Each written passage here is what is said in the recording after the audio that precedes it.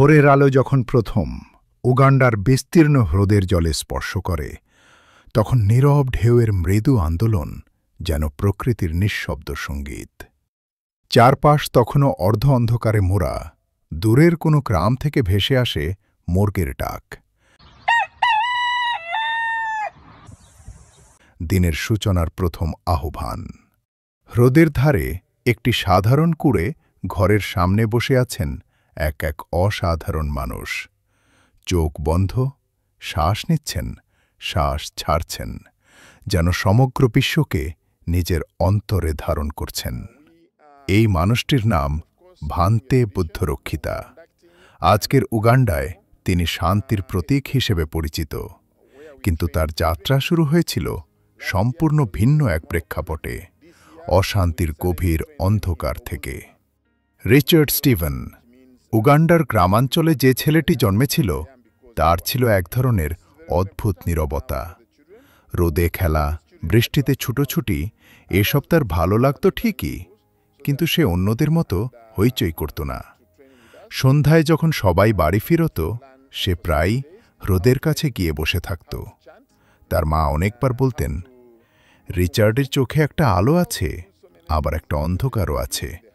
মনে হয় সে কিছু খুঁজছে, কিন্তু কি খুঁজছে সে নিজেও জানত না। উগান্ডার গ্রামজীবন কঠোর। রাজনৈতিক অস্থিরতা, দারিদ্র্য, অসহায় রোগ ব্যাধি সব মিলিয়ে শিশুরা খুব ছোট বয়স থেকেই বোঝে পৃথিবী সবসময় নিরাপদ জায়গা নয়। রিচার্ডও বোঝে, কিন্তু তার ভেতরে যেন কোথাও একটা শান্তির আকাঙ্ক্ষা জন্ম নিচ্ছিল, এমন এক শান্তি যা সে দেখেনি কখনো। কিন্তু মানুষের জীবন তো প্রশ্নের উত্তর খুঁজতেই এগোয়। যৌবনে এসে রিচার্ড পড়াশোনা ও শিক্ষকতার কাজের সঙ্গে যুক্ত হয়। তার পরিবার খুব ধনী নয়, তবুও সে পরিশ্রম করত। তার ভেতরের প্রশ্নগুলো তখন আরও তীব্র হয়ে উঠছে। জীবনের আসল উদ্দেশ্য কি? মানুষের এত কষ্টের কারণ কোথায়? শান্তি কি সত্যিই সম্ভব? একদিন ভাগ্য তার দরজায় কড়া নাড়ল। উচ্চশিক্ষার সুযোগ পেল সে বিদেশে, প্রথমে যুক্তরাষ্ট্র, পরে ভারত। রিচার্ড যখন প্রথম বিমানবন্দরে পা রাখল, উগান্ডার সেই গ্রাম থেকে বহু দূরে এসে যেন নিজের জীবনের নতুন অধ্যায় খুলে গেল। ভারতে এসে সে প্রথম বৌদ্ধ মন্দির দেখল। বিস্ময় নিয়ে সেই নীরবতা, মাটির গন্ধ, সন্ন্যাসীদের মৃদু পদচারণা সব যেন তার শৈশবের হ্রদের ধারে বসে থাকা সেই দৃশ্যের মতো পরিচিত লাগল। সে বুঝল না কেন, কিন্তু মনে হলো এখানে কিছু আছে যা আমি বহুদিন ধরে খুঁজছিলাম। ধীরে ধীরে রিচার্ড ধ্যানচর্চায় অভ্যস্ত হতে লাগল। নির্বাক বসে থাকা, শ্বাসকে অনুভব করা, এই সহজ চর্চা তার ভেতরে কোনো গভীর শান্তি তৈরি করতে লাগল। ভারতের বিভিন্ন বৌদ্ধ কেন্দ্র, সন্ন্যাসীদের সঙ্গে আলাপ, বুদ্ধের শিক্ষার সরলতা এসব তার জীবনে আলো এনে দিল। একদিন এক সন্ন্যাসীর কথা তার হৃদয়কে গভীরভাবে ছুঁ। শান্তি আমরা পাই না, শান্তি আমরা তৈরি করি। নিজের ভেতরের আগুন নিভলে তবেই বাইরে আলো দেখা যায়। এই বাক্যটি রিচার্ডের জীবন পাল্টে দিল। সে অনুভব করল এই জীবন তাকে অন্য পথে ডাকছে। রিচার্ড এরপর শ্রীলঙ্কায় গেল। সেখানকার মঠে প্রথম দিন যখন সে ধ্যান মন্দিরে বসেছিল, তার মনে হচ্ছিল গত জন্মে যেন এই জায়গায় সে ছিল। সারা রাত ভাবল সে, এই পথ কি আমার পথ? আমি কি সত্যিই এই জীবনকে গ্রহণ করতে পারব? পরের সকালেই সে সিদ্ধান্ত নিল। সে সন্ন্যাস গ্রহণ করল, নতুন নাম পেল, ভান্তে বুদ্ধরক্ষিতা, অর্থ যিনি বুদ্ধের পথকে রক্ষা করেন। সে বলেছিলেন পরে, সেদিন আমি প্রথমবার আমার নিজের হৃদয়ের স্পষ্ট শব্দ শুনতে পেলাম। তার ভেতরের সমস্ত প্রশ্ন যেন হঠাৎ মিলিয়ে গেল। বুদ্ধের পথই তার পথ। সন্ন্যাসের পর অনেকেই ধারণা করেছিল ভান্তে হয়তো এশিয়াতেই থেকে যাবেন, কিন্তু তার ভেতরে তখন আরেক শক্তি কাজ করছিল। নিজ দেশের মানুষদের স্মৃতি, তাদের কষ্ট, দুর্ভিক্ষ, অস্থিরতা। তিনি ভাবলেন, বুদ্ধের আলো যদি মানুষের কাজে না লাগে তাহলে তার মূল্য কোথায়?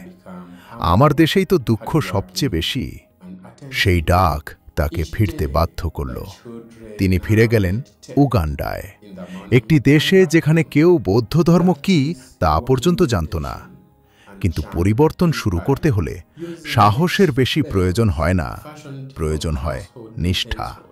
ভান্তে দেশে ফিরে যখন প্রথম বৌদ্ধ কেন্দ্রের জন্য জমি লিজ নিলেন, তা ছিল ধুলি মাখা এক খণ্ড মাঠ। কোনো ভবন নেই, কোনো অর্থ নেই, শুধু আকাশের নিচে একটি স্বপ্ন। তিনি নিজেই নির্মাণ করলেন একটি ছোট্ট ঘর। দিনে রোদে ইট টানেন, রাতে ধ্যান করেন। মানুষ হাসত, একজন কালো ভিক্ষু আবার ধ্যান শেখাবে? বৌদ্ধ ধর্ম তো এশিয়ানদের ব্যাপার। ভান্তে হাসতেন।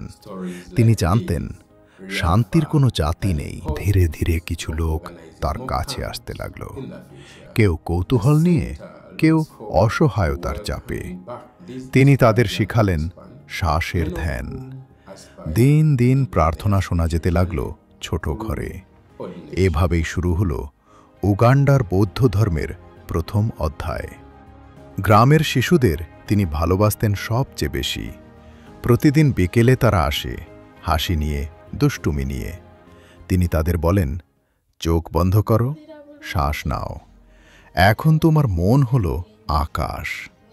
যত দুঃখ তা মেঘ, মেঘ যাবে, আকাশ থাকবে। শিশুরা ধ্যান করতে শুরু করল। হঠাৎ করে সেই গ্রামে নতুন একটি নীরবতা জন্ম নিল। যে দেশে শিশুরা যুদ্ধ দেখে বড় হয়, সেখানে তারা শিখল শান্তি। ভান্তে বললেন, শিশুরা, পরিবর্তন হলে সমাজ বদলায়, সমাজ বদলালে ভবিষ্যৎ বদলায়। ভান্তে বুদ্ধরক্ষিতা শুধু ধর্ম শেখান না, মানুষের জীবনেও পরিবর্তন আনেন। তিনি নারী ও দরিদ্রদের জন্য দক্ষতা প্রশিক্ষণ চালু করেন, কৃষকদের জন্য ছোট ঋণ প্রকল্প তৈরি করেন, দরিদ্র শিশুদের জন্য স্কুল প্রতিষ্ঠা করেন, খাদ্যাভাবে মানুষকে সাহায্য করেন, পরিবেশ সংরক্ষণে কমিউনিটি গড়ে তোলেন। তিনি বলেন, বুদ্ধের কথা কেবল বইয়ে রাখলে ধর্ম বেঁচে থাকে না। মানুষের ক্ষুধা নিবারণ করলে তবেই ধর্ম জীবন্ত হয়। ধর্ম তার কাছে ক্রিয়া, আর করুণা তার কাছে বাস্তব। আফ্রিকায় বৌদ্ধ ধর্মের এই নবজাগরণ বিশ্ব নজরে পড়ে। ভান্তে আমন্ত্রিত হন বিভিন্ন দেশে রিট্রিট পরিচালনার জন্য। মানুষ বিস্মিত হয়, একজন আফ্রিকান ভিক্ষু, তিনি বৌদ্ধ ধর্ম শেখাবেন? তিনি আবারও হাসেন। বুদ্ধের আলো কোনো জাতি দেখে না, তিনি বলেন। এভাবেই তিনি হয়ে ওঠেন আফ্রিকার বৌদ্ধ ধর্মের প্রথম গণ্যমান্য কণ্ঠস্বর। আজ ভান্তে যখন সকালবেলায় পথ ধরে হাঁটেন, হ্রদের বাতাস তার গায়ে লাগে। তার হাতে একটি দানপাত্র, কেউ ভাত দেয়, কেউ হাসি দেয়। তিনি তা গ্রহণ করেন সম্মানের সঙ্গে। সূর্য ওঠার আগে তিনি ধ্যান করেন। দুপুরে মানুষদের সঙ্গে কথা বলেন, বিকেলে শিশুদের সঙ্গে বসেন। রাতে তিনি নীরবে লেখেন আলো, নীরবতা ও করুণার গল্প। একটি দিন যায়, কিন্তু তার মাধ্যমে হাজার মানুষের মন নতুন আলোয় জ্বলে ওঠে। ভান্তে জানেন তিনি একা পৃথিবী বদলাতে পারবেন না, কিন্তু তিনি বলেন, বীজই তো শুধু রোপণ করি আমরা, গাছ তো পরের প্রজন্মই বড় করে। উগান্ডার বৌদ্ধ কেন্দ্র আজ বড় হচ্ছে, নতুন ছাত্র আসছে, নতুন ভিক্ষুরা গড়ে উঠছে। এখন আর ভান্তে একা নন। তিনি বুদ্ধের বীজ ছিটিয়েছেন, এখন তা মাটিতে শেকড় গাচ্ছে। সন্ধ্যায় যখন সূর্য রোদের পাড়ে লাল হয়ে অস্ত যায়, ভান্তে তখন ধীরে ধীরে মন্দিরের দিকে হাঁটেন। তার কাঁধে কোনো ভার নেই, চোখে কোনো ঝড় নেই। তিনি জানেন, যেখানে অন্ধকার আছে সেখানে আলো আসবেই, আর তার জীবন সেই আলোর প্রথম কিরণ। ভান্তে বুদ্ধরক্ষিতা, একজন মানুষ যিনি নিজের নীরব জীবন দিয়ে প্রমাণ করেছেন, শান্তি কোনো ভাষা বা দেশের সম্পত্তি নয়, এটি মানুষের ভেতরের সত্য। আফ্রিকার মাটিতে বুদ্ধের প্রথম আলো, তিনি সেই আলোর বাহক।